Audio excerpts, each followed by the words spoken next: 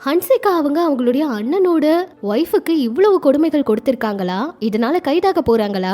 Big pass வீட்டுக்குள்ள இதெல்லாம் பண்ணவே கூடாது, நீங்க எப்படி இதெல்லாம் பண்ணலாம் ரவீந்தர் அப்படின்னு சொல்லி பிக் பாஸே கோவப்பட்டு ரவீந்தர் அவரை வெளியே அனுப்பியிருக்காங்க.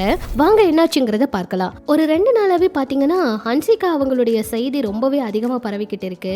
அதாவது ஹன்சிகா அவங்களுடைய நாத்தனார் ஒரு புகாரை கொடுத்திருக்காங்க. என்னன்னா ஹன்சிகா அவங்களுடைய அம்மாவும் ஹன்சிகா அவங்களும் என்ன ரொம்ப கொடுமைப்படுத்துறாங்க அப்படின்னு சொல்லி இந்த புகாரை கொடுத்திருக்காங்க. மருமகள் வந்து புகார் கொடுத்ததுனால இதுக்கான நடவடிக்கை எடுக்க போறாங்களா அப்படிங்கிற கேள்வியும் இருக்கு. அதாவது முஸ்கான் தன்னோட கணவர் மற்றும் அவரோட குடும்பத்தினர் தனக்கு எதிரான வேலைகளை செஞ்சுக்கிட்டு இருக்காங்க. திருமண வாழ்க்கையை முறிக்க பாக்குறாங்க. டிசம்பர் 18ஆம் தேதி மும்பையில காவல் நிலையத்துல இப்படி ஒரு புகாரை கொடுத்திருக்காங்க. அந்த பேர்ல தான் எஃப்ஐஆர் வந்து பதிவு செஞ்சிருக்காங்க போலீசார். அவங்களும் இதுக்கு வழக்கு பதிவெல்லாம் வந்து பண்ணியிருக்காங்க. இந்த புகார் குறித்து இப்ப பத்திரிகையாளர் கிட்ட பேசிய முஸ்கான் அவங்க தன்னோட கணவர் பிரசாந்த் மற்றும் அவரோட அம்மா தங்கைக்கு எதிராக எஃப்ஐஆர் வந்து பதிவு செய்யப்பட்டிருக்கிறத உறுதிப்படுத்தியிருக்காங்க.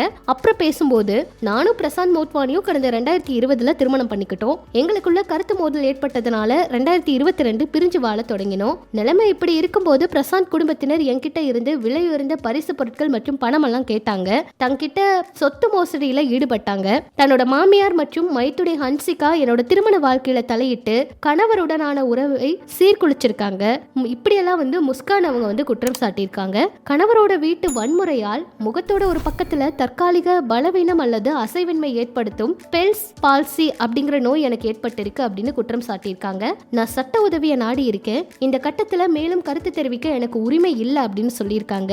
முஸ்கான் அவங்களுடைய இந்த குற்றச்சாட்டுகள் பத்திரிகைகள்ல வெளியாகி பரபரப்பை ஏற்படுத்தி இருக்கு. ஹன்சிகா அவங்களுடைய குடும்பம் எந்த ஒரு பதிலையும் இதுக்காக கொடுக்கவே இல்லை. நிறைய பேர் ஹன்சிகா அவங்கள கைது பண்ண போறாங்களா அப்படின்னு எல்லாம் கேட்டுட்டு இருக்காங்க.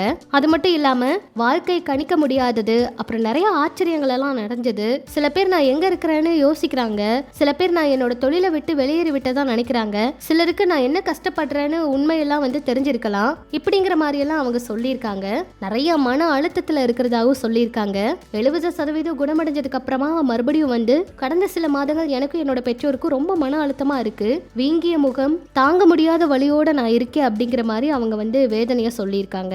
இதெல்லாம் பார்க்கும்போது ஹன்சிகா அவங்க மேல வந்து நடவடிக்கை எடுப்பாங்களா? இந்த வழக்குல அடுத்து என்ன தீர்ப்பு வரப்போகுதுன்னு பொறுத்து இருந்துதான் பார்க்கணும். இப்படி இது ஒரு பக்கம் இருக்க, பிக் பாஸ் வீட்டுக்குள்ள ரவீந்தர் அவர் போனாரு. ரவீந்தர் அவர் எப்பவுமே கேமை வந்து புதுசா ஏதாவது ட்விஸ்ட் பண்ணி பார்க்கலாம், நல்லா விளையாடலாம் அப்படின்னு நினைப்பாரு. ஆனா வெளியில நடக்கிற எல்லா விஷயங்களையும் வீட்டுக்குள்ள போய் சொல்லிட்டாரு. இப்படியே அவர் தொடர்ந்து பண்ணிட்டே இருக்கிறதுனால பிக் பாஸ் என்ன பண்ணாங்கன்னா, ரவீந்தர் நாங்க கொடுத்த ரூல்ஸ் எல்லாம் நீங்க மீறி சில விஷயங்கள் பண்ணிட்டு இருக்கீங்க, அதனால நீங்க இப்பவே வெளியே வரலாம் அப்படின்னு சொல்லி ரவீந்தர் அவரை வெளியே வர சொல்லிட்டாங்க. அவர் அங்க பண்ண விஷயங்கள் தான். ஆனா வந்து அவர் கண்ணீரோட அழுகிற மாதிரி எல்லாம் ஆயிட்டாரு. இதை பார்த்து எல்லாருமே ரொம்ப அதிர்ச்சி ஆயிட்டாங்க. ரவீந்தர் அவரை உடனே பிக் பாஸ் வந்து வெளியே வர சொன்னது எல்லாருக்குமே அதிர்ச்சியா தாங்க இருந்துச்சு. இதெல்லாம் பற்றி உங்களோட கருத்துக்களை சொல்லுங்க.